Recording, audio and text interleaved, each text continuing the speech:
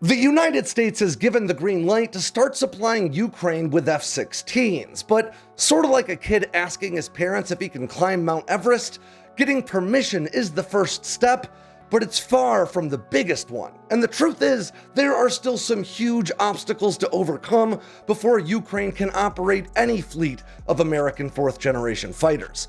Some of these are logistical, like we've discussed in the past, while others are tied to the command structure of Ukraine's military itself.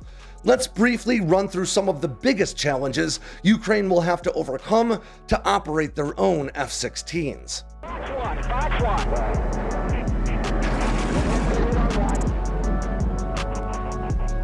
Up first is training, and I am not just talking about pilots. While it may take as little as just 2 to 4 months to train Ukrainian pilots to fly the F-16, maintenance is another story. The US Air Force uses a crew of around 25 maintainers per tactical jet, and you can train a basic maintainer in just a matter of months, but it takes years of experience to know how to handle more complex or unusual issues. Now, the Air Force's general rule of thumb for the F-16 is that it requires around 16 to 17 hours of maintenance for every 1 hour in the air. But with older Block 50 F-16s like the ones Ukraine would likely get, the US Air National Guard has found the average is more like 33 hours to every 1 hour in the air.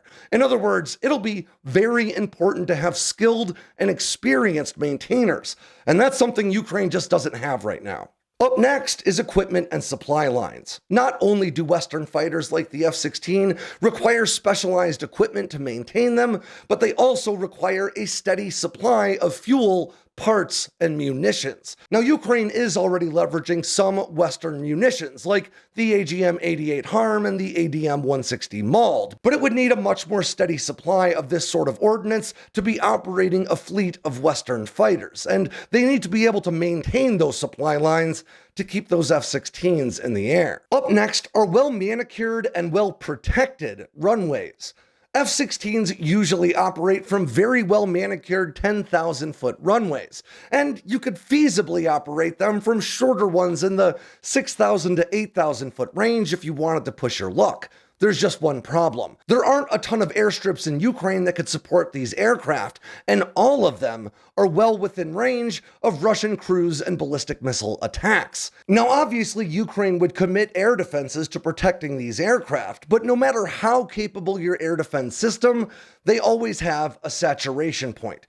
And what that means is that if Russia launches more missiles than the air defenses can intercept, well, a bunch are going to get through, and then you run the real risk of losing all your F-16s on the tarmac before they ever get into the air. And then there are concerns about Ukraine's command element. According to a Congressional Research Service report published in March of this year on transferring fighter aircraft to Ukraine, a report that just so happens to cite me in another chapter, there are still big concerns about the Soviet-like and very centralized command authority within Ukraine's military apparatus.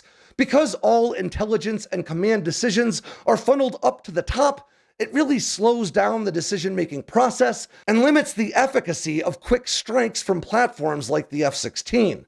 I'll quote the report directly. F-16 technical capabilities, some argue, would provide little advantage if pilots and local commanders do not have the authority and intelligence to quickly select and engage targets. Ukraine has demonstrated a limited ability to develop and execute these types of air operations. Now, I want to be clear that this is not a list of reasons why you shouldn't give Ukraine F-16s, or a list of reasons why F-16s won't be valuable to Ukraine. Rather, this is a list of significant and legitimate obstacles that Ukraine needs to overcome in order to make this plan work. And I, for one, am pulling for them.